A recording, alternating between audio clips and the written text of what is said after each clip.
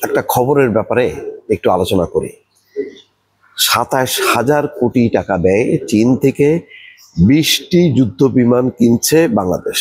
তার মানে এক একটা যুদ্ধ বিমান ১,০০০ কোটি টাকারও বেশি।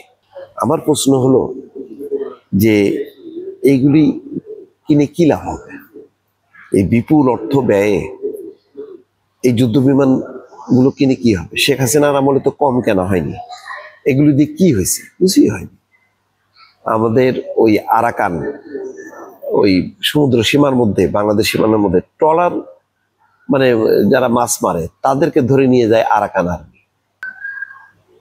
সেটাই ঠেকাইতে পারি না। আরাকান আর্মি মিয়ানমারের বাহিনী না, বিচ্ছিন্নতাবাদী যেই আরাকান, তারা উঠাই নিয়ে চলে যাচ্ছে, কিছুই করতে পারছে না। আমাদের নৌবাহিনীর সক্ষমতা কি, আমাদের এই বিমান বাহিনীগুলি যেগুলি আছে সেগুলি কি টহল দেয় কিনা ওইদিকে, কিছুই জানি না। তার মধ্যে এই যে যুদ্ধ বিমান কেনা হয়, যুদ্ধাস্ত্র কেনা হয়, এগুলি কি কাজে লাগে আমি বুঝি না। নাকি এগুলি মানে কোনো কমিশন ব্যবসা চলে, এগুলি নিয়ে শুধু আভ্যন্তরীণ ভাবে ইয়ে করা, মহড়া দেয়া। মানে একটা আজকে 15, 20, 25, 30 বছরও দেখলাম না যে আমাদের এই যে যুদ্ধ বিমানগুলি কি কাজে লাগলো। কিন্তু এর মধ্যে কি আমরা আক্রান্ত হয়নি? বিশেষ করে মিয়ানমারের থেকে আক্রান্ত হয়নি? হয়েছি তো। তারপরে আমাদের ভারতের নানা অঞ্চল থেকে কি আমরা আক্রান্ত হয়নি? হয়েছি। কিন্তু যুদ্ধ বিমানটা দিয়ে কি হবে? এগুলি কেনার পর এগুলি কি কাজে লাগবে আমাদের? আমার প্রশ্ন। সেই কারণেই বললাম, আমি যাইনি, হয়তো বিশেষজ্ঞরা বলবেন যে হ্যাঁ তাহলে কি বিমান বাহিনী বন্ধ করে দেওয়া হবে, সেনাবাহিনী বন্ধ করে দেওয়া হবে? না, আমার কথা হলো যে সীমিত সংখ্যায় যেটা আমাদের আভ্যন্তরীণ নিরাপত্তার জন্য দরকার সেটা আমাদের দরকার। আশেপাশের সীমান্ত অঞ্চল দিয়ে মহড়া দেয়া আমাদের নাগরিকদের নিরাপত্তা। কারণ ওই অঞ্চল মানে মিয়ানমারের সীমান্ত সংলগ্ন টেকনাফ, উখিয়া, ওইসব অঞ্চলে তো কারোরই কোনো নিরাপত্তা নেই। প্রতিনিয়ত বাংলাদেশি তা হয় মারা যাচ্ছে, তাদের বুলেটের শিকার হচ্ছে, অথবা তাদেরকে মাছ ধরাটা প্রায় এক ধরনের বন্ধই হয়ে গেছে। সেগুলির নিশ্চয়তা দিতে পারছে না আমাদের নৌবাহিনী, বিমান বাহিনী।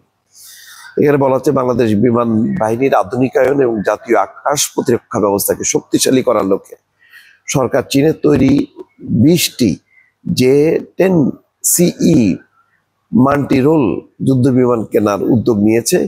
এই 4.5 প্রজন্মের মাল্টিরোল কমব্যাট এয়ারক্রাফট কেনা, প্রশিক্ষণ এবং অন্যান্য খরচ সহ মোট ব্যয় ধরা হয়েছে $220 কোটি, যা বাংলাদেশি মুদ্রায় 27,060 কোটি টাকা।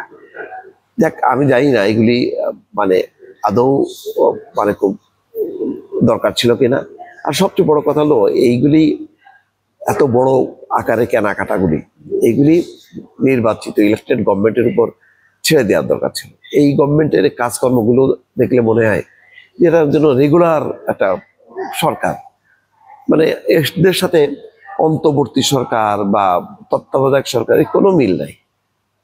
রেগুলার সরকার যেভাবে ফাংশন করে, যেভাবে প্রজেক্ট করে, তারপরে কেনাকাটা করে, তারাও তাই করতেছে। এটা কেন, কি জন্য, এটা আমার জানার ইচ্ছে। এটা কি খুব জরুরি এই 27,000 কোটি টাকা দিয়ে 20টা যুদ্ধ বিমান কেনা?